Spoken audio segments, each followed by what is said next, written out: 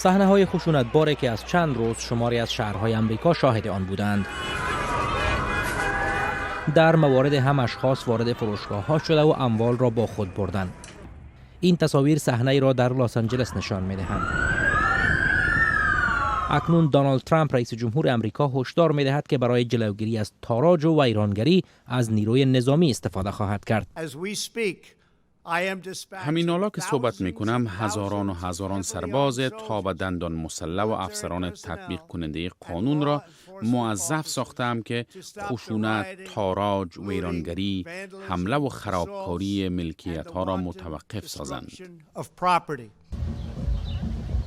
در 25 ماه می در شهر مینیاپولیس ایالت مینیسوتا مرد سیاه‌پوستی که اسمش جورج فلوید بود هنگام بازداشت زیر پاهای یک افسر پلیس سفیدپوست جان داد. نتیجه کالبد شگافی که به درخواست خانواده فلوید انجام شد و روز دوشنبه به دست آمد نشان می‌دهد که جورج فلوید در نتیجه فشاری که بر گردن و پشتش آمده جان داده است. پیش از این متخصصان کالبد شگافی ایالتی نتیجه دیگری داده بودند، اینکه هیچ ثبوتی از مرگ جورج فلوید در نتیجه خفه شدن او وجود ندارد.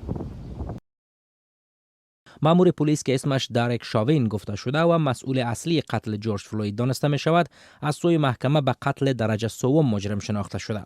اما خانواده فلوید و مظاهرتچیان میگویند مجازات او باید سنگین‌تر شود و به قتل درجه 1 مجرم شناخته شود. آنها همچنان خواهان مجازات همکاران این افسر پلیس هستند که هنگام حادثه در محل حضور داشتند ولی برای جلوگیری از آن کاری نکردند. مظاهرتچیان از حکومت می‌خواهند تدابیر را برای جلوگیری از رفتارهای تبعیض‌آمیز با سیاه‌پوستان عملی کند.